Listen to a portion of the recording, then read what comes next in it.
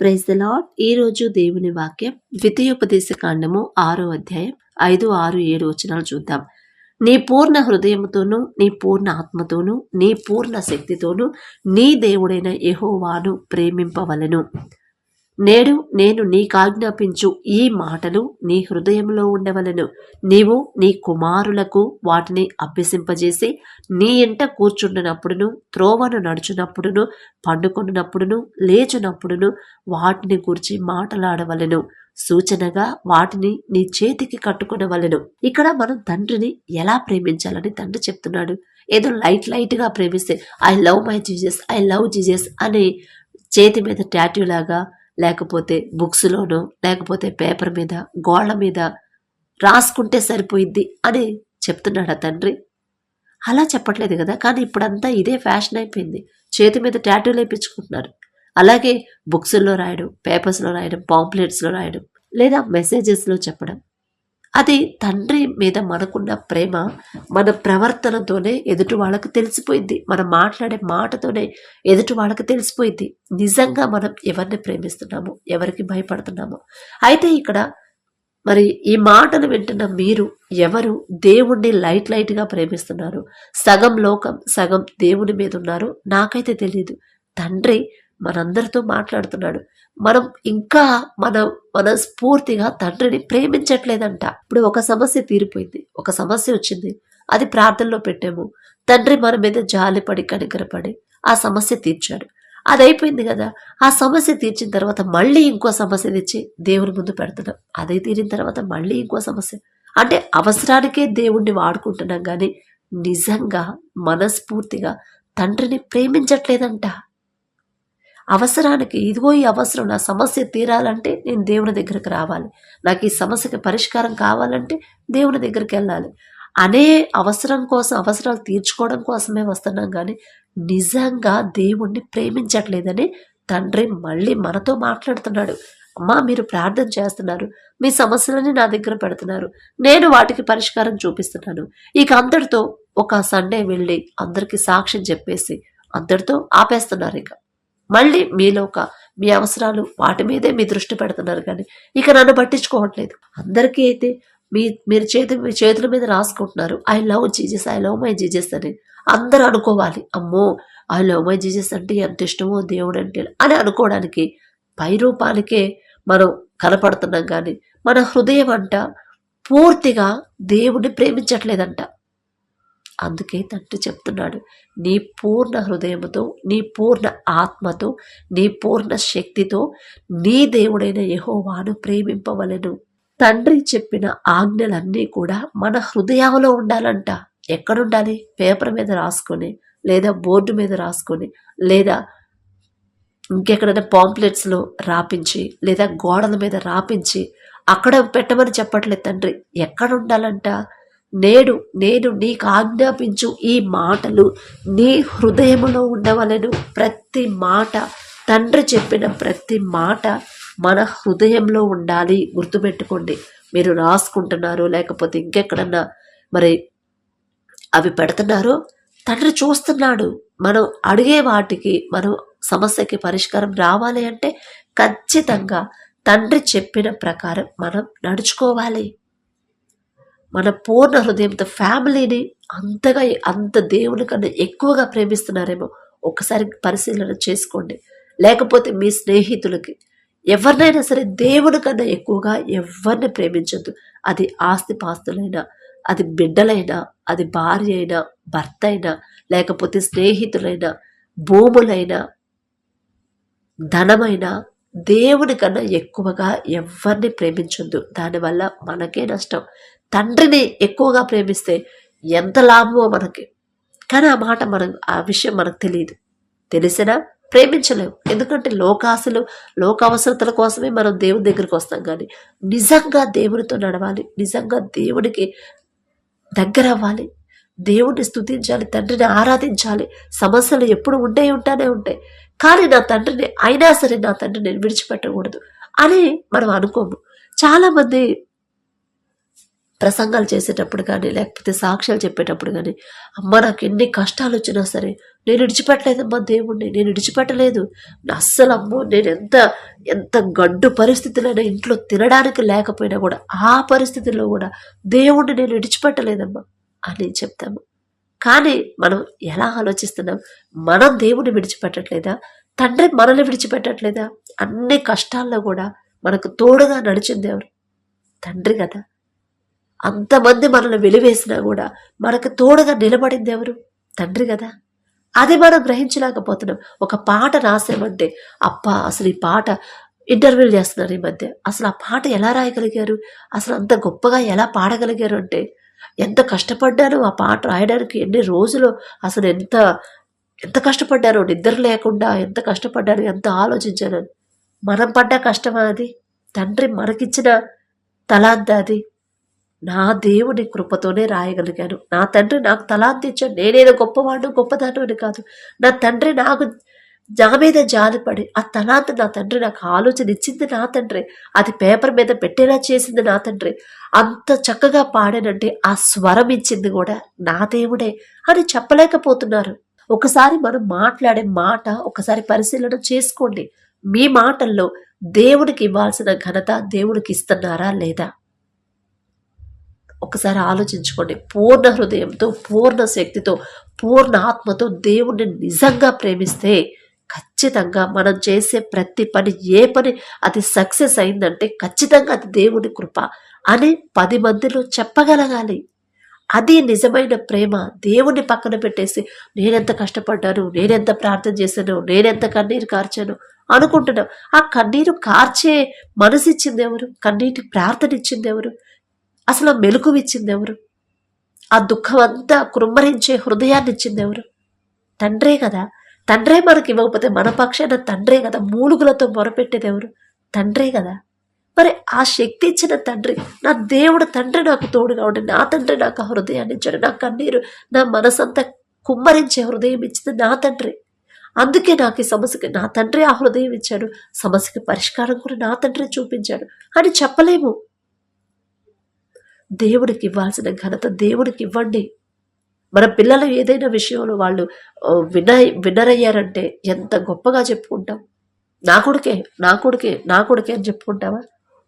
నా కొడుకు నేనే వెనకాల ఉంటానండి. వాళ్ళకి మరి బాబు అంత ఇంట్రెస్ట్గా ఎలా చదవగలిగాడు, అసలు అంత ఇంట్రెస్ట్గా అంతమందిలో ఎలా ఫస్ట్ రాగలనంటే నేను ఎన్ని బుక్స్ చదివించాను, ఎంత దూరం కోచింగ్ పంపించాను, ఎన్ని ఫీజులు కట్టామని మన గొప్పతనం చెప్పుకుంటాం. మరి ఇక్కడేమో తండ్రి మనకు సహాయం చేసి, తండ్రి మనకి ఆ హృదయం ఇచ్చి, తండ్రి మనకి ఆ భారాన్ని ఇస్తే దేవుణ్ణి పక్కన పెట్టేసి నేనే నా సొంత తెలివే, నా నా టాలెంట్ అది, అంత గొప్పగా పాడానంటే ఎంత కష్టపడ్డానో, ఎంతమంది కష్టపడ్డామని మనుషులు చేసిన ఆ కష్టాన్ని చెప్తారు. కానీ ఆ కష్టపడే మనసు, ఆ తలాంతు, ఆ స్వరం ఇచ్చిన తండ్రిని పక్కన పెట్టేస్తున్నారు. అది కరెక్ట్ కాదు. పూర్ణ హృదయం మనస్ఫూర్తిగా తండ్రిని ప్రేమిస్తున్నామంటే ఆ ఘనత, ఆ గొప్పతనం, ఆ మహిమ అంతా దేవుడికే చెందాలి. అలాగే తండ్రి మనకిచ్చిన ఆజ్ఞల ప్రకారం మనం ఆ మాటలు మనం చేతుల మీద రాసుకోను, గోళ్ల మీద రాసుకోను, పేపర్ మీద పెట్టమని కాదు, మన హృదయంలో రాసుకోవాలి. ప్రతి వాక్యం కూడా ధ్యానించాము అంటే మన హృదయంలో ఉండిపోవాలి. అలాగే ఆ మాటలు ఎప్పుడెప్పుడు మనం గుర్తు చేసుకోవాలి. నీవు నీ కుమారులకు వాటిని అభ్యసింపజేసి, అంటే మన పిల్లలకి నేర్పించాలి. మీరు నేర్పిస్తున్నారా లేదా? ఆదివారం సండే స్కూల్కి పంపిస్తే సరిపోయిద్దిలే అని సరిపెట్టుకోవద్దు. వాళ్ళు ఏ దారిలో నడుస్తున్నారు, ఎలాంటి మాటలు మాట్లాడుతున్నారు, దేవుని బిడ్డలుగా వాళ్ళు నడుస్తున్నారా లేదా, పెరుగుతున్నారా లేదా గమనించుకోవాలి తల్లిదండ్రులుగా. రేపు పెద్దవాళ్ళైన తర్వాత దారి తప్పిపోతే ఆ దుఃఖం మనకే మళ్ళీ. కాబట్టి గమనించుకోండి. నీవు నీ కుమారులకు వాటిని అభ్యసింపజేసి, అంటే నేర్పించాలి. అభ్యసించడం అంటే ప్రాక్టీస్ చేయించాలి. నీ ఇంట కూర్చున్నప్పుడును, త్రోవను నడుచున్నప్పుడును, పండుకున్నప్పుడును, లేచినప్పుడును వాటిని గురించి మాట్లాడవలెను. తండ్రి చేసిన తండ్రి వాక్యాలు, తండ్రి మాటలన్నీ కూడా మనం ప్రయాణం చేసేటప్పుడు, కూర్చున్నప్పుడు, ఇంట్లో ఉన్నప్పుడు దేవుని మాటలే మనం మాట్లాడుకోవాలంట. ప్రయాణాలు చేసేటప్పుడు, త్రోవను నడుచున్నప్పుడు, మన ప్రయాణాలు, మన జర్నీలో ఉన్నప్పుడు దేవుని మాటలే గుర్తు రావాలంట. పడుకునేటప్పుడు దేవుని మాటలే, దేవుని వాక్యాలే గుర్తు రావాలి. పడుకొని లేచినప్పుడు దేవుని మాటలే గుర్తు రావాలి. అవే అవే అవే మన మైండ్లో ఉండాలి. అప్పుడు దేవుని మాటలు, దేవుని వాక్యాలు మన మైండ్లో ఉంటేనంట మనకి ఎన్ని సమస్యలు, ఎన్ని ప్రాబ్లమ్స్ వచ్చినా భయం అనేది కలగదు. ఎందుకంటే ఇప్పుడు అప్పులయ్యాయి, తప్పిపోయిన కుమారుడు కుమార్తెలాగా మనం అయిపోతున్నామని దేవుని మాటే కదా అది, వాక్యం అదే కదా. తప్పిపోయిన కుమారుడు ఎలాగైతే తప్పు చేసి మళ్ళీ తన తప్పు తాను తెలుసుకొని తండ్రి పాదాల దగ్గరకు వచ్చినప్పుడు తండ్రి నెట్టేశాడా, అసహించుకున్నాడా, ద్వేషించాడా? లేదు లేదు. తండ్రి ప్రేమించి మెడ మీద పడి ముద్దు పెట్టుకొని ఆ వస్త్రాలు తీసేసి నూతన వస్త్రాలు ఇచ్చి చేతికి ఉంగరం పెట్టి ఒక పెద్ద ఫంక్షన్ లాగా చేస్తాడు. అలాగా మనల్ని కూడా తండ్రి చేస్తాడు అని మనం గ్రహించడానికి ఆ స్టోరీ రాపించి పెట్టాడు తండ్రి. అప్పులు చేసేమో, ఆర్థికంగా ఇబ్బంది పడుతున్నాం, తండ్రి చూస్తూ వదిలిపెట్టేవాడా? కాదు. తండ్రి పాదాల దగ్గరకు వచ్చే మనసిచ్చాడు. ఆ అవకాశం తండ్రి మనకిచ్చాడు. ఆ ప్రార్థన మన నోటికి, మన క్షమాపణ అడిగే ప్రార్థన, ఆ మనసు తండ్రి మనకిచ్చాడు అంటే ఖచ్చితంగా తప్పిపోయిన కుమారుడిని ఎలాగైతే తండ్రి ప్రేమించాడు, ఎలాగైతే మెడ మీద ముద్దు పెట్టుకున్నాడు, ఎలాగైతే తను కోల్పోయిన రాజవస్త్రాలు మరలా ఇచ్చాడు, మళ్ళీ ఉంగరం తొడిగి ఒక పండగలాగా చేసుకున్నాడు తండ్రి, అలా మనకు చేయబోతున్నాడు. ఆ వాక్యం మనం గుర్తు తెచ్చుకొని అప్పులయ్యాయి, నా తప్పే, నా తండ్రి తప్పిపోయిన కుమారుడు కుమార్తెలాగా నేను తప్పు చేశాను, నా తండ్రి పాదాల దగ్గరికి వెళ్తాను. తప్పిపోయిన కుమారుడు ఆలోచించుకుంటా, అమ్మో నా తండ్రి దగ్గర నేను వెళ్ళను, ఇక నా జీవితం అంతే అని అక్కడే ఉండిపోలేదు.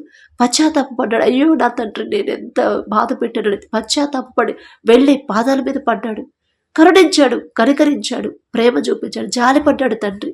నా తండ్రి కూడా నా మీద జాలి పడతాడు, నేను చేసిన తప్పు క్షమిస్తాడు, మరలా నాకు మామూలు స్థితి నా తండ్రి మళ్ళా నాకు ఇస్తాడు అని ఆ వాక్యం చదువుకొని మనం ధైర్యం తెచ్చుకోవడానికి ఆ వాక్యాలు తండ్రి రాపించి పెట్టాడు. అలాగే అనారోగ్యం వచ్చింది, ఇంట్లో వాళ్ళకి అనారోగ్యం, ఎప్పటి నుంచో అనారోగ్య సమస్యలు. ఒక సిస్టర్ పెట్టింది పాపం 2 years నుంచి అనారోగ్య సమస్యలు, అనారోగ్యం అప్సెట్ అయిందంట ఆరోగ్యం. మరి దేనివల్ల తెలియదు మనకి.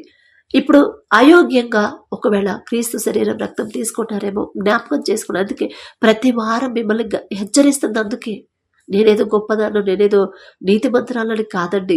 దేవుని మాటే అందం రాపించి పెట్టిందే, మనం నిర్లక్ష్యం చేస్తామని మళ్ళీ మనం జాగ్రత్తగా చూసుకోవాలని తండ్రి ఇచ్చిన కృపను బట్టి చెప్పగలుగుతున్నాను. మరి ఎక్కడ మీరు నిర్లక్ష్యంగా ఉన్నారు, ఎక్కడ మీరు మిమ్మల్ని మీరు పరిశీలన చేసుకోకుండా వాక్యం నుండి తప్పిపోతున్నారు, ఒకసారి జ్ఞాపకం చేసుకోండి. ఎందుకంటే అనారోగ్యం వచ్చిన ప్రతి ఒక్కరు కూడా ఏదో ఒక విషయంలో, ఏదో ఒక సందర్భంలో వాక్యం నుండి తప్పిపోయారు. చాలా మంది నేను చూశాను. మళ్ళీ వాళ్ళు ప్రతి వారం చర్చికి వెళ్ళే వాళ్ళే, దేవుని ఆరాధించే వాళ్ళే, ఉపవాస ప్రార్థనలు చేసేవాళ్లే.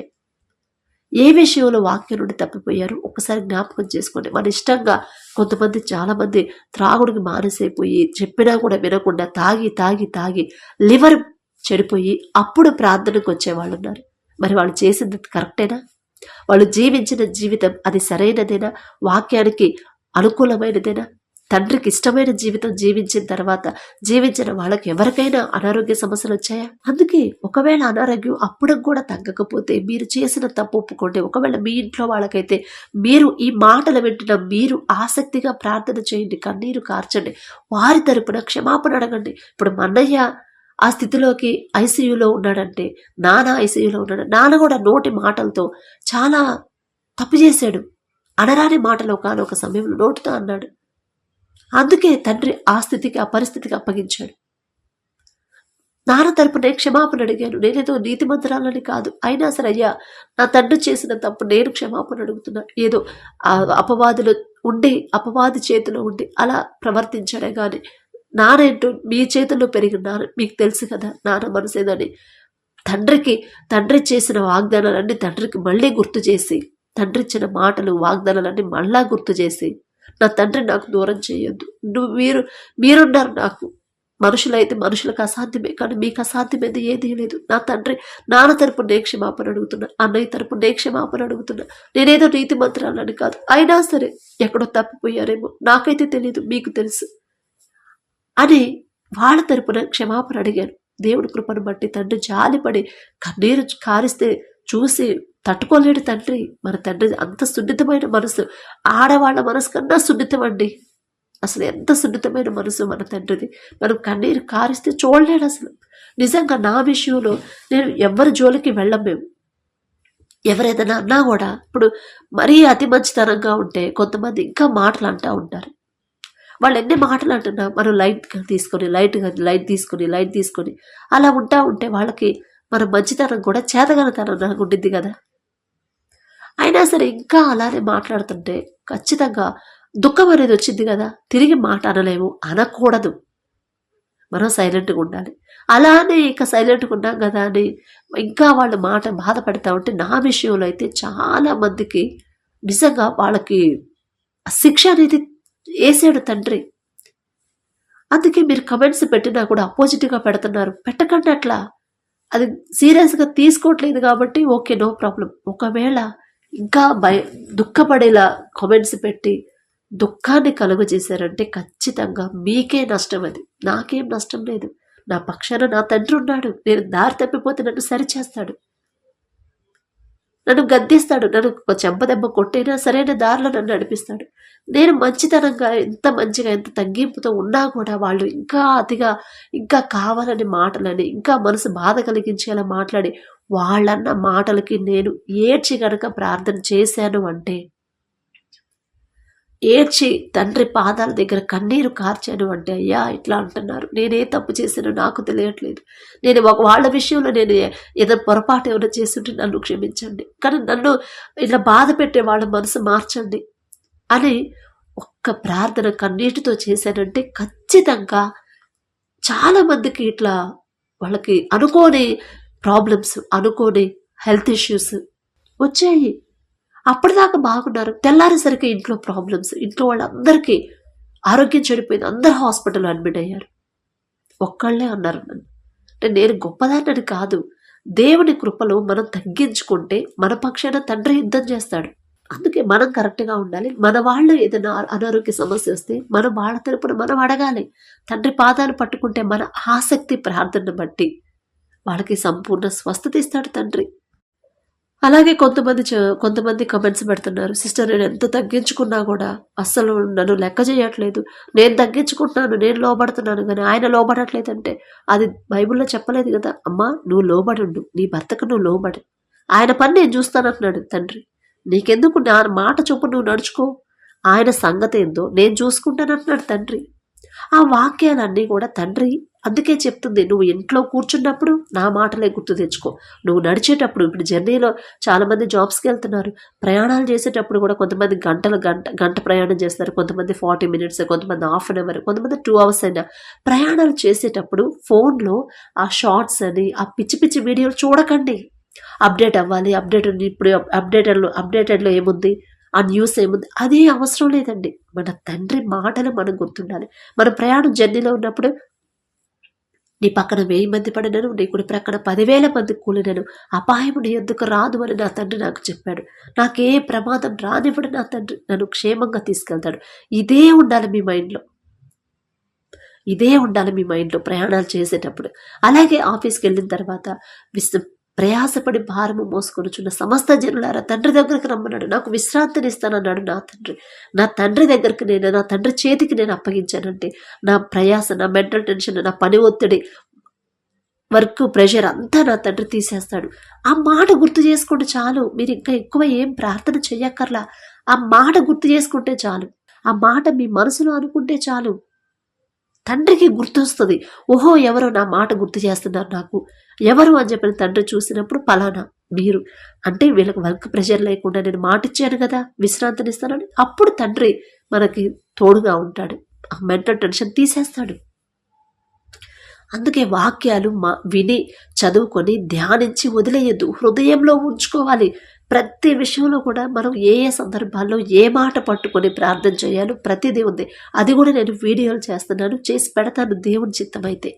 కాబట్టి అలాంటి హృదయం తండ్రిని అడుగుదాము. కళ్ళు మూసుకోండి. కృపగల దేవా మీకే స్తోత్రం, రాజాది రాజా మీకే స్తోత్రం, దేవాది దేవా మీకే స్తోత్రం. నా తండ్రి వాక్యం ద్వారా మాతో మాట్లాడిన దేవా, మరి మాకున్న సమస్యల గురించి మేము ఆలోచిస్తున్నాం కానీ మీరిచ్చిన మాట, మీ వాక్యాలు పక్కన పెట్టిస్తున్నాం మేము. అందుకే నా తండ్రి మరొకసారి మమ్మల్ని గద్దిస్తున్న దేవా మీకే స్తోత్రం. నా తండ్రి అమ్మా ఇదిగో నీకు సమస్య వచ్చింది, నీకు అనారోగ్య సమస్య అయితే నిన్ను స్వస్థపరిచే యెహోవాను నేనే అన్నాను. ఆ మాట జ్ఞాపకం చేసుకుని నువ్వు ధైర్యంగా ఉండు, నువ్వు చేసిన తప్పు ఒప్పుకో తల్లి అని ప్రభా మీరు మరొకసారి జ్ఞాపకం చేస్తున్న దేవా మీకే స్తోత్రం.